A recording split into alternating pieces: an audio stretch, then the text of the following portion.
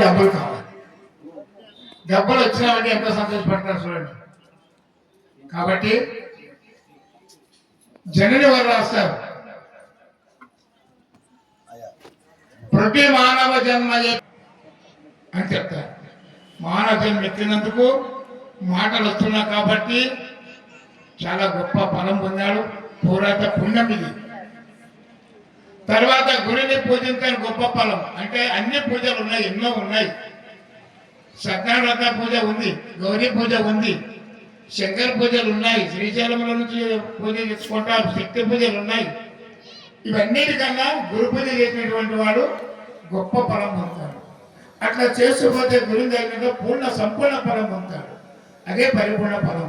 అంటే నీవు ఎన్ని ధర్మాల నుంచి వచ్చి గురు స్వరూపాన్ని దర్శించి గుర్తు లేకపోవడమే ఈ యొక్క నిజగురు సాంప్రదాయ సిద్ధాంతం అని చక్కగా రూమ్లో చెప్పారు. ఆయన తిమ్మప్ప గారు మాచార్ల మన గురు బ్రహ్మరాజుకు జై. గురు బ్రహ్మ గురు విష్ణు గురుదేవో మహేశ్వర గురు సాక్షాత్ పరం బ్రహ్మ తస్మై శ్రీ గురవే నమః. శ్రీ రాజయోగి గురు శిష్యం నిజానంద దీక్షితం గుడిశ నరసింహ యోగి నామాంకితం సత్సురతే నమో నమః. శ్రీ రాజయోగి గురు శిష్యం ఆదర్శమాంబ దీక్షితం గుడిశ మీనాక్షమాంబ నామాంకితం సద్గురుదే నమో నమః. సభను అలంకరించినటువంటి పెద్దలకు, అదే మా మగ్గువర్యులైనటువంటి విజయానంద నరసింహరాజుకి పాదపద్మములకు నమస్కరిస్తూ, అదేవిధంగా మా అమ్మగారైన మీనాక్షి అమ్మగారికి ద్వాదశి నమస్కారం అర్పిస్తూ, అదేవిధంగా మా యొక్క అగ్రజులైనటువంటి సురేష్ అయ్య నాయన గారికి, అదేవిధంగా దాసానంద తిమ్మప్ప నాయన గారికి, ఇక్కడ ఇచ్చేసినటువంటి గురు భక్తాదులకి, సోదరి సోదరులందరికీ కూడా ద్వాదశి నమస్కారం అర్పిస్తూ ఏమో 2 మాటలు చెప్పాలని అనుకున్నాను. ఇంతవరకు పెద్దలు వారి వారి అనుభవాలను మీ ముందు ఉంచారు. సరే, ఎవరెవరి అనుభవాలు వాళ్ళకి సోదరుల ముందరా, గురు భక్తాల ముందరా, పెద్దల ముందరా చెప్పినప్పుడే మనకి తప్పు ఉప్పు అనేది తెలుస్తుంది.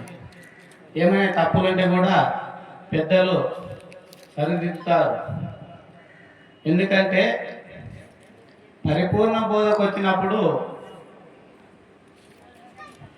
ఏమో జన్మ ఉంటే, కారణ జన్మలే ఉంటే పరిపూర్ణ బోధకి అర్హులైతారు అన్నమాట ఇంతవరకు చాలా చక్కగా ప్రబోధించినారు. అయితే పరిపూర్ణ బోధ అంటాం కదా, మొట్టమొదలు సాంఖ్యము, తారకము, అమనస్క, మహావాక్యం, ఇవి 4. ఈ 4 బోధించినప్పటికీ కూడా ఇదే శరీరమందు సప్త చక్రాలు కూడా చెప్పినారు సాంఖ్యయోగంలో. ఆధార, స్వధిష్టాన, మణిపూరక, అమత, విశుద్ధ, ఆగ్నేయ, సహస్రారమందు ఈ 7 చక్రాలకి మనం సాంఖ్యం తెలుసుకుంటేనా, సాంఖ్య, తారక, అమనస్క, మహాయోగం 4 చూపించినారు. మరి ఈ 7 చక్రాలలో యాచక్రం నుంచి యాచక్రం వరకు సాంఖ్యము, యాచక్రం నుంచి యాచక్రం వరకు తారకము, యాచక్రం నుంచి యాచక్రం వరకు అమనస్కము, తర్వాత మహావాక్యము, అది గురుకోపము అన్న. మరి తారకము రకం చేసుకోవాలా, సాంఖ్యము లెక్క చేసుకోవాలి. తారకం అంటే ఈ సాంఖ్యం అంటే ఆధార స్వాధిష్టాన మణిపూరక అనాథ విశుద్ధం వరకు సాంఖ్యం అని చెప్పబడినారు కదా. అదేవిధంగా తన రకం తెలుసుకుంటే ఆగ్నేయం తన రకాన్ని తెలుసుకోవాలి. సహస్రారం అంటే మహావాక్యము, గురుస్థానం అని చెప్పినారు. ఇవన్నీ పొందినప్పటికైనా కూడా గురు కరుణ, గురునిష్ట, గురు కరుణ,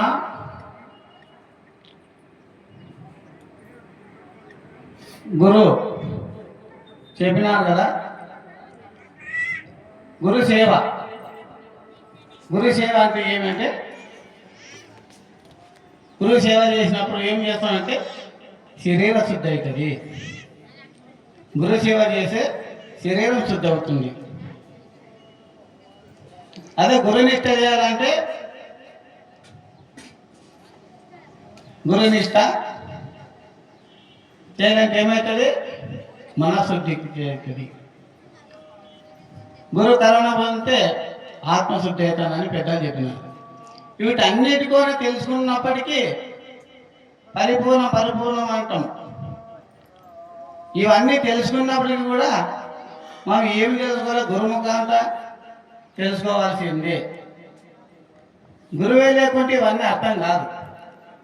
బోధకు వచ్చినప్పుడు కదా ఇవల్ల మనకు అర్థమయ్యేది. బోధ రాకతలకు ఇవల్ల అర్థమయ్యి చెప్తుంటే ఎక్కడ ఉంటున్నప్పుడు ఇవన్నీ తెలుసుకోవాలంటే అధోరూప పరిణామము అని ఉండరాదు. ఇవన్నీ ఆలోచన ఉండాల. ఈ ఆలోచన అంటే ఊర్ధమతమందు ఆలోచన ఉండాలి. ప్రతి ఒక్కరు శిష్యుడికి కూడా ఆలోచన ఉంటే మేధస్సు అందుతుంది. ఆలోచననే ముఖ్యం. గురు ఏం చెప్పినాడు, ఏం ప్రబోధిస్తున్నారు, మనం ఎంతవరకు నడుస్తున్నామో అనే దానికి సరిపోతుంది. అంటే గురుకరణ అంటే పొందాలంటే మామూలు విషయం కాదు. ఇవన్నిటి ఒకదానికి తెలుసుకొని గురువు యొక్క చెప్పిన మాటలు విని దాని ఆచరణ పద్ధతిగా నడిస్తే మనందరూ కూడా పరిపూర్ణం అంటే ఏమి తెలుస్తుంది, ఎరుక అంటే ఏమి తెలుస్తుంది. ఇంత పెద్ద పెద్ద మాటలు పరిపూర్ణం అన్నీ చెప్తారు. కానీ యా స్థితిలో ఉన్నవానికి ఆ స్థితి అర్థమవుతుంది. ఎవరెవరి అనుభవాలు బట్టి వాళ్ళకి అర్థమవుతుంది. కొంతమంది పరిపూర్ణం అంటే ఏమంటారు, బయట వస్తున్నారు. అచలం అంటే ఏమంటే కదలనేది. కదలని అంటే అయిపోయినా కాదు. దాని యొక్క అర్థభావనం తెలుసుకోవాలి. అందరూ అంటారు అచలం అంటే కదలని లప్ప కాదు. తెలుసుకున్నప్పుడే తెలుస్తుంది. ఒక మాటలతో వచ్చేది కాదు. దాని విచారణ, ఆచరణ అన్నీ ఉండాలి. అప్పుడైతే దీనికి తెలుస్తుంది. కాబట్టి పరిపూర్ణం అంటే పరిపూర్ణం పెద్దలు అది ఎప్పుడే పరిపూర్ణ ఉన్నగా ఉంది లేక ఉంటుంది. అది ఉండేదల్లా ఎరకతోనే మారాల్సిందే. ఎంతవరకు ఉన్నా పరిపూర్ణం తెలుసుకోవాలంటే ఎరక కావాల్సిందే. ఎరక మాట లేకుండా తెలుసుకుంటుందా? కాదు. అది పరిపూర్ణం సత్యము. అసత్యం అని ఎవరు చెప్పరు. అది నువ్వు పోయినా ఉంటుంది, పోకుండా ఉంటుంది, నువ్వు ఉన్నా ఉంటుంది, నువ్వు లేకుండా ఉంటుంది. దాని గురించి అవసరం లేదు. మొట్టమొదటి నిన్ను నువ్వు తెలుసుకోండి. ప్రభావం చెప్పినారు కాబట్టి ఒకదానికి మనం తెలుసుకోవాలి. గురువు ద్వారా పోయినప్పుడు, గురువు దగ్గర పోయినప్పుడు మనం తెలుసుకుంటే మనందరూ కూడా ఆ గురు కరుణ మనం పొందినాం. కాబట్టి ఆ గురు పరమాత్మ మన అందరిపైన కరుణ ఉంచాలని కోరుకుంటూ ఇంతటితో ఉపన్యాసం మీకు ఇస్తా ఉన్నా. శ్రీ సద్గురు బ్రహ్మరాజు.